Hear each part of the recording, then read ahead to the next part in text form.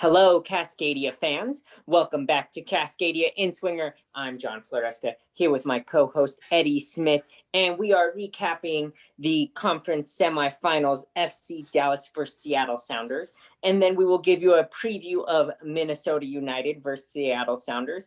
We'll talk a little bit about the Eastern Conference finals, which happened earlier today, and get you guys ready for the games coming up. We'll start off with the game against FC Dallas. Seattle Sounders were able to squeak by the skin of their teeth, a 1-0 victory over FC Dallas. This game was really, really close, Eddie. What do you think?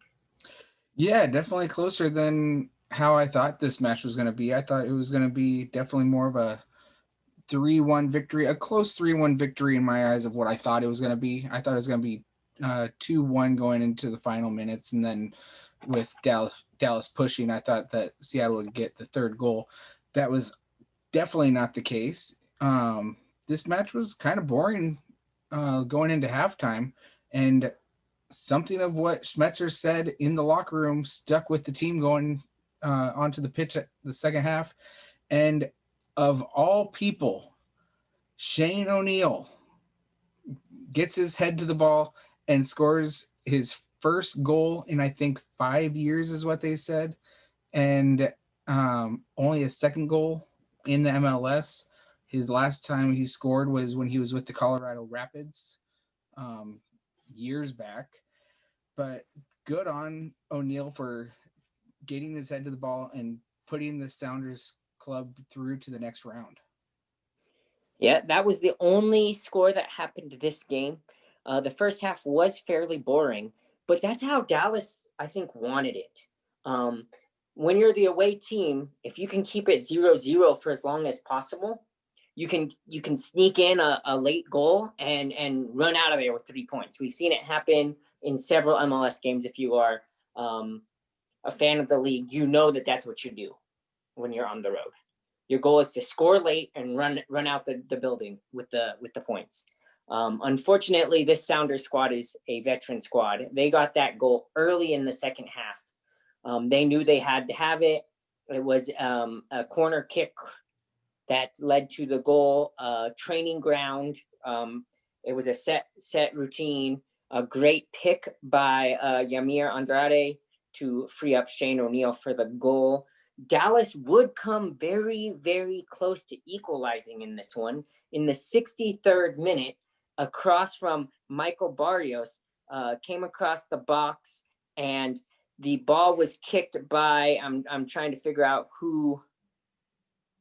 Oh, Michael Barrios hit the woodwork. The cross didn't come in from him, but he got subbed in. The ball hit the woodwork, came out right to another Dallas player who was able to fire it right back at the goal with Stefan Fry out of position. Luckily, Yamir was in place to block and make the save, which was actually the save of the game for the Sounders, because I don't think Fry really had to make a save all game, which just goes to show you that Seattle's defense was that good all game.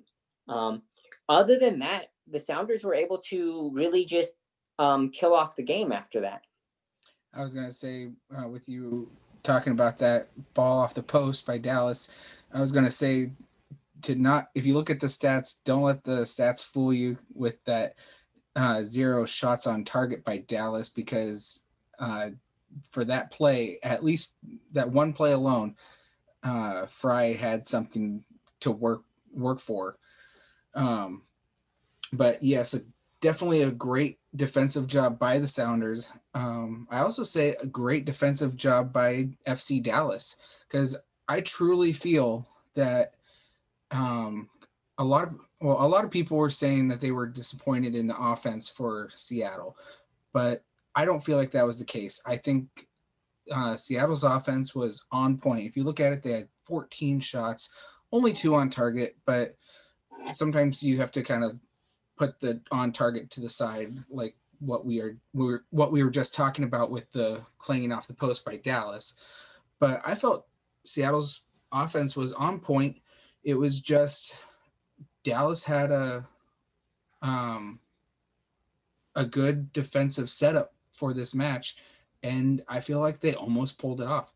I mean, you pulled it off to a T, except for missing one guy who hasn't scored in 5 years ends up scoring against you. That's it. I think that's pretty well played by FC Dallas.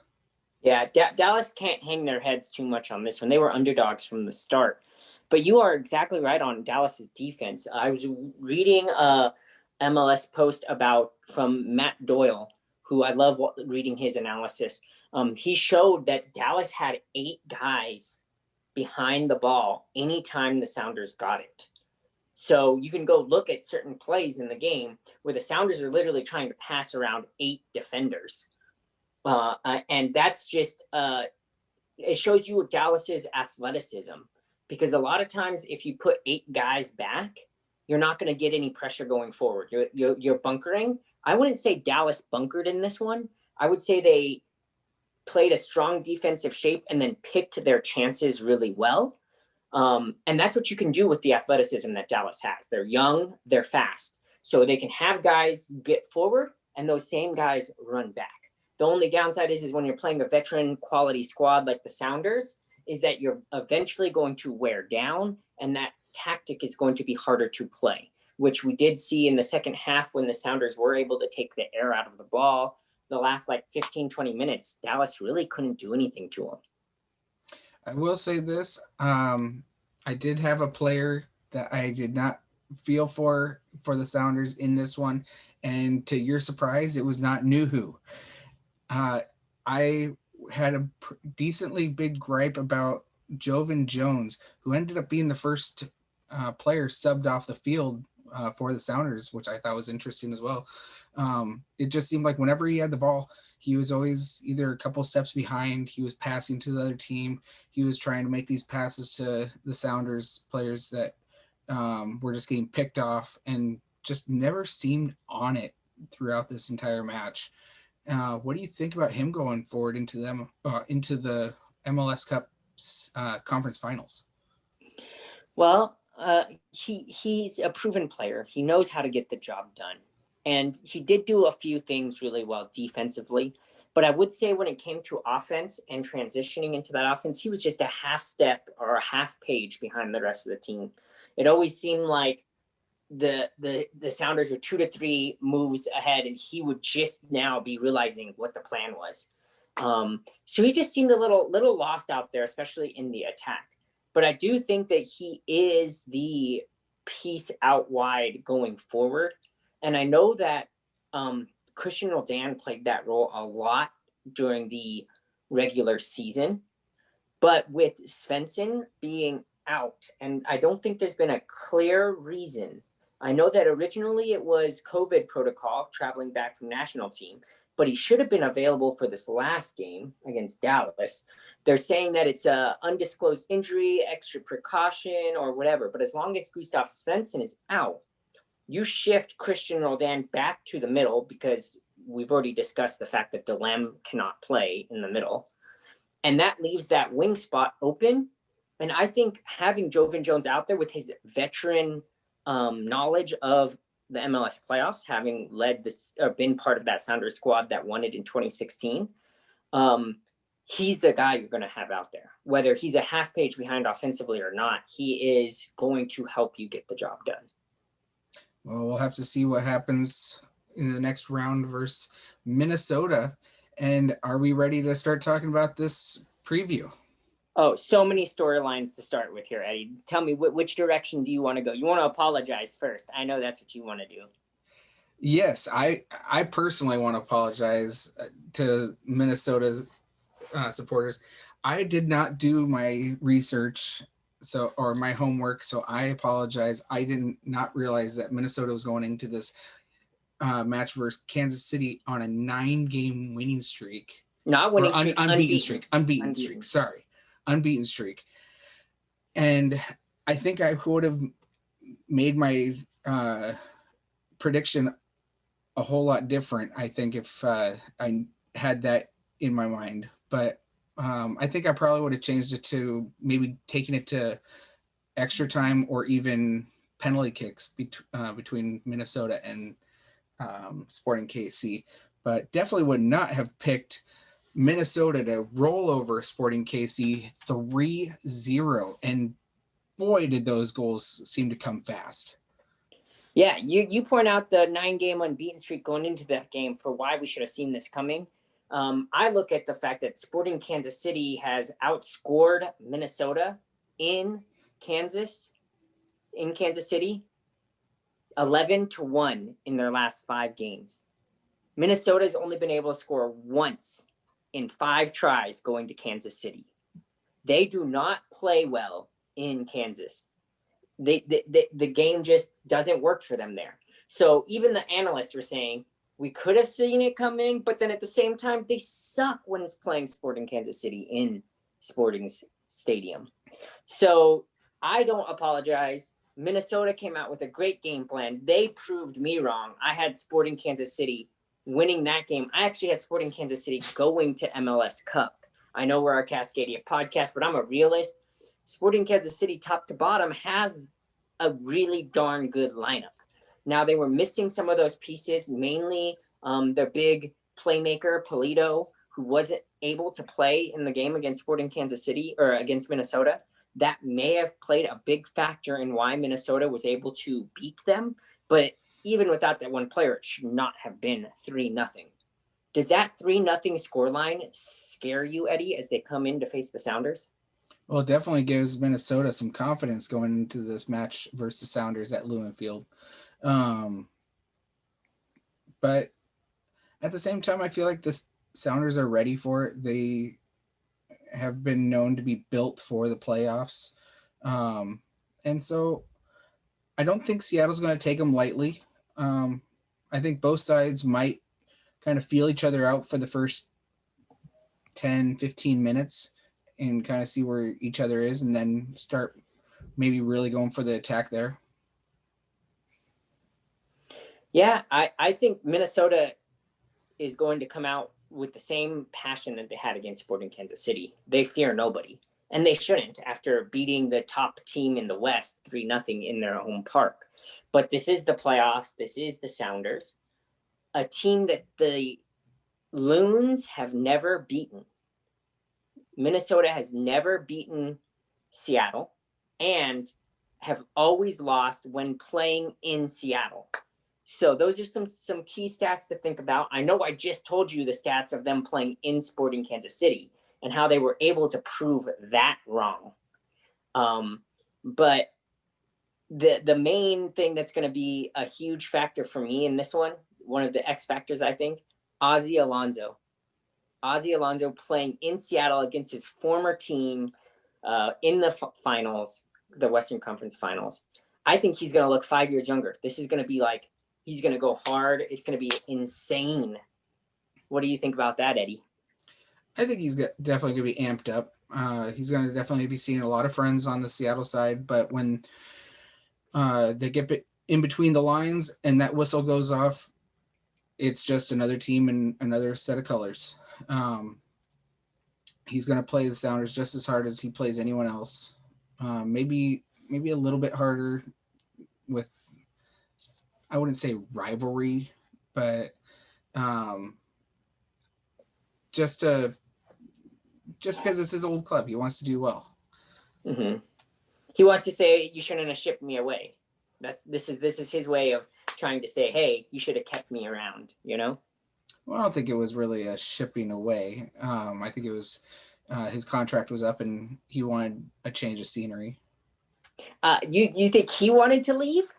I think the Sounders said, we're not going to pay you what you want. Go somewhere else.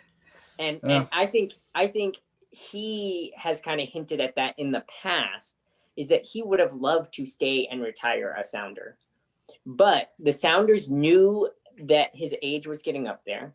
They knew that the way that their team was going, they wanted to get younger. They knew they had a player like Christian Roldan.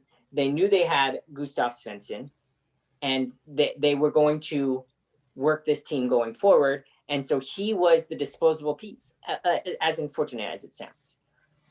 He would have stayed if he could have taken a pay cut, but there's no reason. He had teams like Minnesota willing to offer him the contract that he was going to get. Go get it. Go get your money, dude. And I'm happy that he did.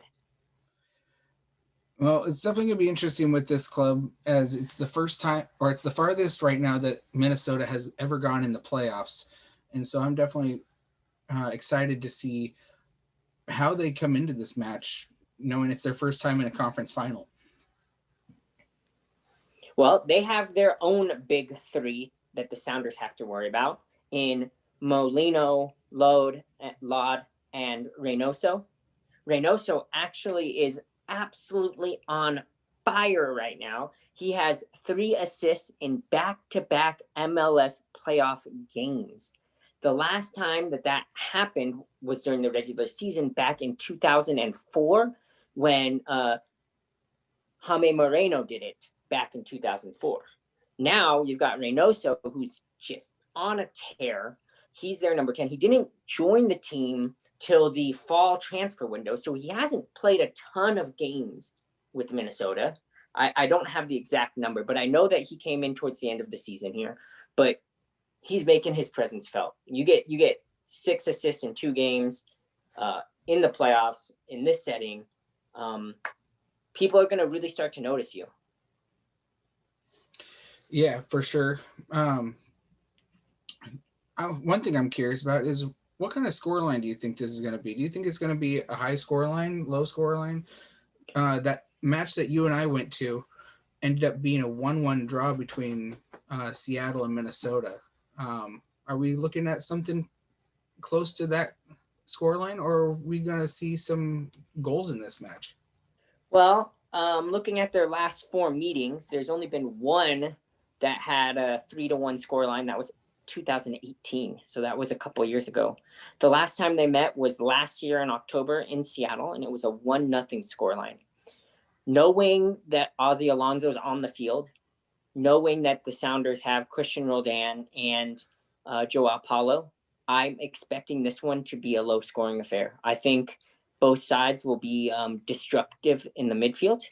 And barring any massive early goals from Rui Diaz or Molino for the Loons, who's their big game breaker, if those two can manage to find a goal early, maybe it opens the game up. But I expect this one to be 0-0 going into halftime.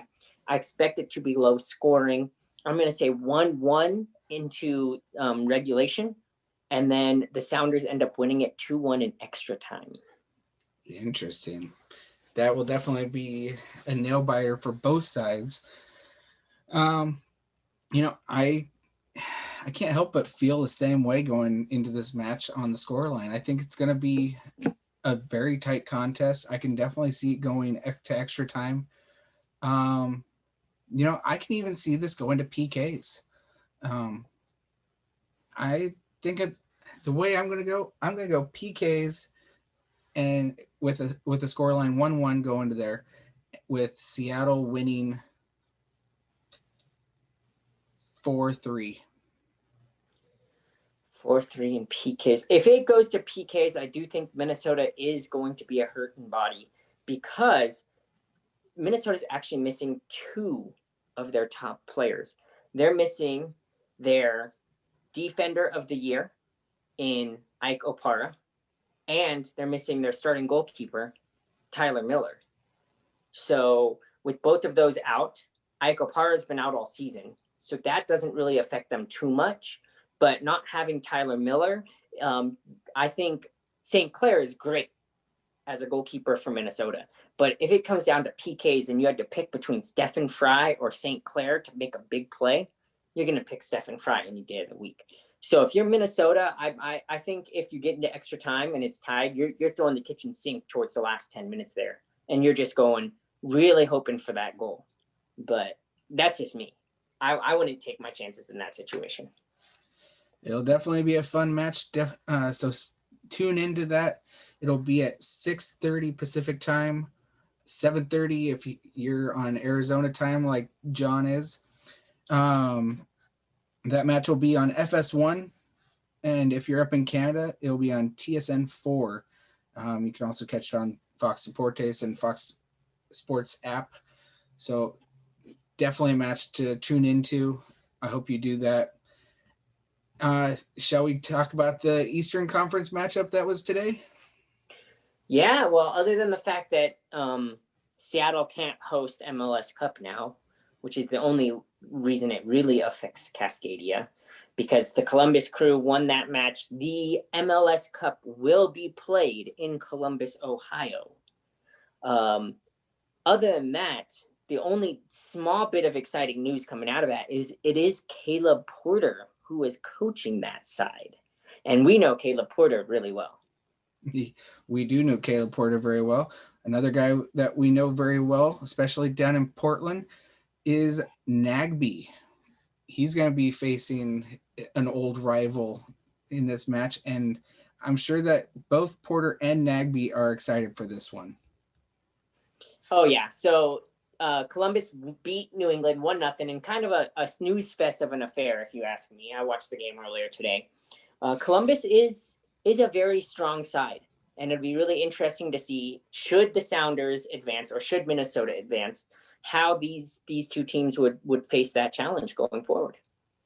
Yeah, a couple things to know in this one is before this matchup, MLS was talking about a possible neutral site down in possibly Florida to make it so they could maybe get some supporters into the grounds. I think they were looking at Orlando for the possibility of a final. That's not the case. With Columbus winning, they decided, you know what, let's just keep it in Columbus because they are currently allowing supporters in. I think it's just About over 1,000. 1,500. Yeah. Yeah. Whether away supporters make that trip, I don't know. Honestly, myself, I would not make that trip. Just too much of a risk, I feel. But no matter what, well, and 1,500 tickets, it's going to be hard to get a hand on any of those. Exactly. But no matter what, it's still going to be a fun time. No matter who makes it to the final against Columbus, it's going to be a great match. I can see that. I would love for it to be a Seattle Caleb Porter, though. That'd be so sure. Good. Another thing about this match is it's going to be the final match at Columbus's current stadium. After this, they are going to move to a new stadium, which I find crazy that they kind of got their storybook ending for their current stadium. I totally agree with you there. Storybook ending for their stadium for a club that almost moved. I mean, Columbus was like just had one foot out the door. They were supposed to move down. There was talk of them moving to Texas, becoming a team down in Austin, or becoming a team down in San Antonio. There was talk of them moving to another state, and last minute something happened. They got a stadium agreement and they decided to stay in Columbus. They rebranded. All these things happened, and it's good for them that they got to stay, and it's good for them that they are back in MLS Cup and say, hey, this is our city, this is our team, we're going to win championships for this city. Well, even though they are getting their storybook ending with the stadium, with them hosting the MLS Cup in that stadium, we in Cascadia are hoping that not only do we send a Cascadia team to the MLS Cup for the 5th year in a row, but to spoil the party in Columbus and kind of put a little nick in that storybook ending for Columbus. Which we could talk about it when it happens, but the last team to play a final in Columbus was the Portland Timbers. So it'd be that started this whole run of Cascadia in the finals. Yes. So, but that's a totally different story. I've got stories on both ends depending on who wins tomorrow. Let's not get too far ahead of ourselves. But let's add a little bit of the national team talk in here just before we go. I know that the U.S. men's national team is playing on the 9th, which is Wednesday. They're playing El Salvador. And we have Cascadia players in that match, or could play in that match. Yeah, Marco Farfan has been called up to the U.S. men's national team. So can't be more excited for him to be up there to represent the United States. It would be great to see him on the field. We're not going to see any of the Sounders players represented on the U.S. national team, as usually come playoff time, the U.S. men's national team tries their best to not call up anyone when their team is in the playoffs. But we got Portland being represented on the U.S. national team, and couldn't be more excited for that. That's great. Well, we hope you guys enjoyed the show. We got Seattle, Minnesota. Hope you guys enjoy the game and MLS Cup next week. Regardless of whether we have a Cascadia team in it or not, Eddie and I will do an MLS Cup show, right? Yep, we will be on the show. We'll still have to do a review of Seattle, Minnesota, so you're gonna get an MLS Cup show regardless. Sounds good. Well, I hope you guys enjoyed. Leave your comments, opinions. Let us know what you think. Let us know if you think we're crazy, if Minnesota is going to blow Seattle out, or whatever you think. And as always, go Cascadia.